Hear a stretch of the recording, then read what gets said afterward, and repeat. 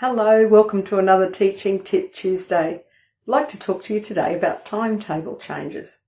Now, I'm speaking to you as a primary music specialist, so things are slightly different in a high school setting, of course. That's elementary school for my American colleagues. But what happens, we often get our timetables shuffled around a bit for all sorts of reasons. Excursions, sports days, teachers being absent, all sorts of reasons, usually to do with the teachers getting their time off class, the non-contact time. Now, often these changes are not convenient.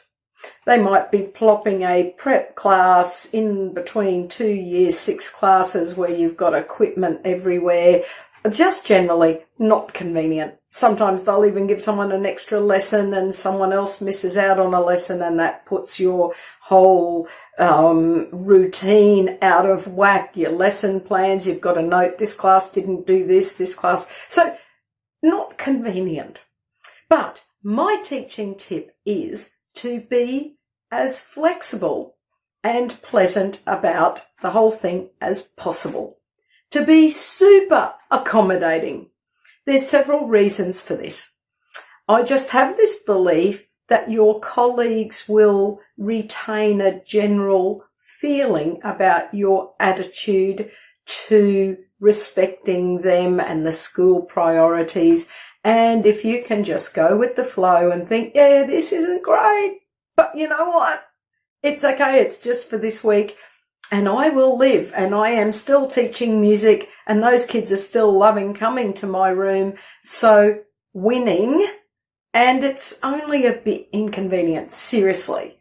So there's no use getting super precious about it and having a tanty, because then the general impression that your colleagues will have of you is that you're difficult to work with and you're quite selfish, etc., etc. So I would just rather go with the flow, roll with the waves, all of those sayings, and be flexible and accommodating.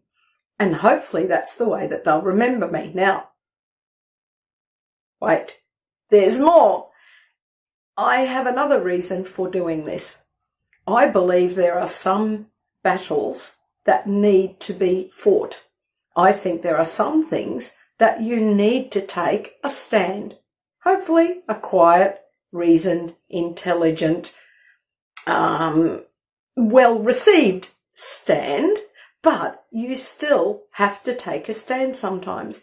And my personal philosophy is if you are flexible and accommodating, even if these things are slightly irritating and not showing the greatest respect for you and your subject, as long as you hold what you do with great respect and you radiate that respect, then you're flexible and accommodating around them when it comes to an important point, some issue that really, no, not good enough. No, I have to fix that. I have to change that.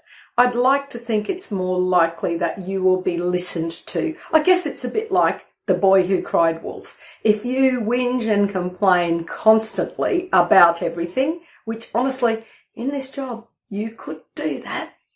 I'm not saying you wouldn't be a bit justified, but if you whinge and complain the whole time, then when you whinge and complain about something important, it is the boy who cried wolf. Oh, there we go. Yep, another bit of a whinge from the music teacher.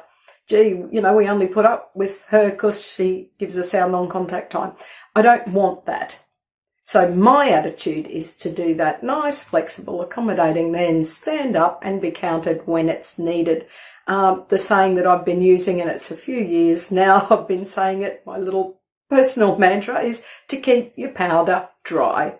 From the times when gunpowder had to be kept dry for its inevitable use or its possible eventual use, I keep my powder dry, and I try to not stand up and fight any fights that don't need to be fought.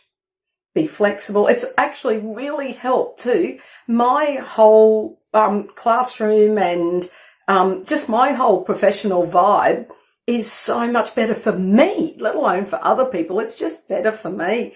Why should I stress over something that's out of my control? And, no, flexible, accommodating. That's what I plan to be. That's what I try to be. I think I am most of the time. However, when something is very important, you can count on me to stand up and be counted.